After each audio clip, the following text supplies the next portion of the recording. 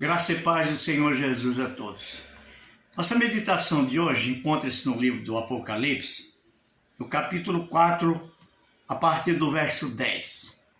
Diz assim a palavra: Os 24 anciãos prostrar-se-ão diante daquele que se encontra sentado no trono, adorarão o que vive pelos séculos dos séculos, depositarão suas coroas diante do trono, proclamando: Tu és digno, Senhor e Deus nosso, de receber a honra, a glória e o poder, porque todas as coisas tu criaste, sim, por causa de tua vontade vieram a existir e foram criadas. Queridos, nós vivemos, infelizmente, num mundo em que a imensa maioria das pessoas não sabe exatamente para que existe. Não sabe a razão, a causa de sua vivência, não sabe o que está fazendo aqui, desconhece suas origens, não sabe de onde veio e muito menos para onde vai, e nesse meio termo não sabe também o que está fazendo. Nós fomos criados por Deus, e é um fato que ninguém vai mudar e ninguém pode mudar. Fomos criados por Deus para adorá-lo. Essa é a principal finalidade de Deus nos haver criado. Para louvor de sua glória, para adoração do seu santo, eterno e bendito nome. Eu separei aqui 3 coisas que são fatores que nos levam a imaginar por que existimos e por que temos que adorar a Deus. Primeiro, nós fomos criados para adorar a Deus, e quando não fazemos isso, somos pessoas frustradas que procuram uma coisa aqui, outra acolá, sem saber direito o que está procurando. Não tendo nós a adoração como principal meta de vida, tudo mais fica vazio. Nós somos chamados e fomos criados para adorar Deus principalmente porque Ele é nosso Criador. Ele criou tudo que existe, não importa se visível, se invisível, tudo que já foi e tudo que virá foi e é criado pelo Senhor nosso Deus. Então nós devemos a Deus a nossa adoração, primeiramente por nos haver criado. Nos criou pessoas, seres, pensantes, pessoas que têm vida e que têm vida com abundância a partir de Jesus Cristo. Nos criou para uma eternidade com Ele, não só para estarmos aqui na luta do dia a dia, na peleja, mas também após isso tudo, nós temos uma vida eterna ao lado dele. Como pessoas criadas, nós caímos, nós pecamos, nós conhecemos o lado negro das coisas, e por isso pagamos, e a morte então veio nos atormentar, ela veio, fica aí como uma sombra na vida de cada um de nós, por causa do nosso pecado. Aí entra Jesus Cristo, e entra então nós adorando Deus agora como nosso Salvador. Jesus veio, nasceu, morreu, ressuscitou para nos salvar.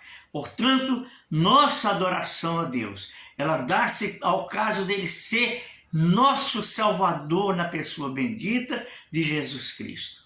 Jesus Cristo nos salvou, Jesus Cristo continua salvando e Jesus Cristo vai salvar sempre, porque é Deus na pessoa de Jesus Cristo, no papel e no trabalho de Salvador de uma raça caída. E você pode perguntar, mas me salvou do quê?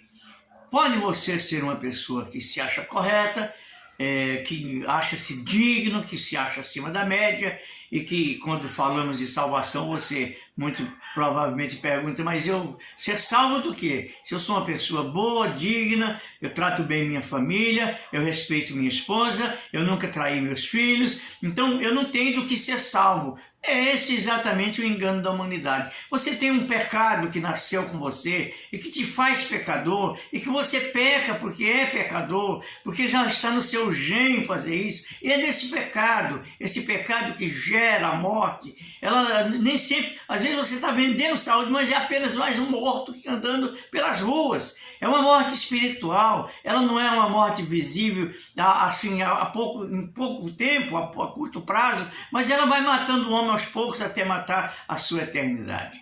Portanto, Adore ao Senhor Deus, a pessoa bendita de Jesus Cristo, porque Ele é o nosso Salvador. Ele é teu Salvador e meu Salvador e Salvador de todos aqueles que creem e aceitam o fato de necessitarem da salvação de Cristo nosso Senhor.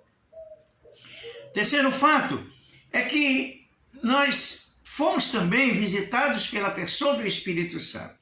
Jesus Cristo disse que iria para o Pai após o cumprimento de sua missão, e assim foi. E lá chegando, ele enviou o Espírito Santo, que veio e que visitou os discípulos e que encheu eles da sua graça, encheu eles com o fogo divino, com a chama divina do Espírito Santo. E o papel do Espírito Santo é relevante, é extremamente necessário e útil, porque ele veio santificar o homem, preparar o homem espiritualmente, porque a carne do homem, a vontade do homem, ela não se converte. Então, Deus começa uma obra espiritual no seu interior, trabalhando, plasmando nele a imagem de Cristo, para que ele possa recebê-lo como filho. Então, o trabalho de santificação do Espírito Santo é extremamente necessário e extremamente importante para nos santificar, nos tornar parecidos com Jesus Cristo, nos fazer imitadores de Cristo, como foi o apóstolo Paulo. Então, amados em Cristo, na pessoa bendita do Espírito Santo, adoramos Deus como o nosso grande santificador, como aquele que é grande purificador. A palavra diz que ele é nosso advogado, que ele intercede junto ao Pai nas nossas fraquezas, que ele nos toma pelas mãos quando caímos, quando tropeçamos, nos ensina a voltar para o caminho. Ele não é um remediador, ele é um mediador, e ele faz essa obra com clareza na nossa vida. Ele nos faz entender aquilo que de fato desagrada o coração de Deus, e nos faz entender aquilo que fere os princípios, aquilo que Deus quer de cada um de nós. Então adore Deus na pessoa bendita do Criador eterno. Adore Deus na pessoa bendita do Salvador eterno. Adore Deus na pessoa bendita do nosso grande, do nosso extraordinário advogado, do nosso grande santificador, daquele que é purificador, daquele que mostra-se onde precisamos ser limpos, onde precisamos ser tratados. Que Deus nos abençoe e que nós possamos entender o propósito para o qual fomos feitos, para o qual fomos chamados, para o qual nós existimos. No nome de Jesus Cristo, Deus te abençoe para louvor de sua glória. Nos abençoe a todos para louvor de sua glória.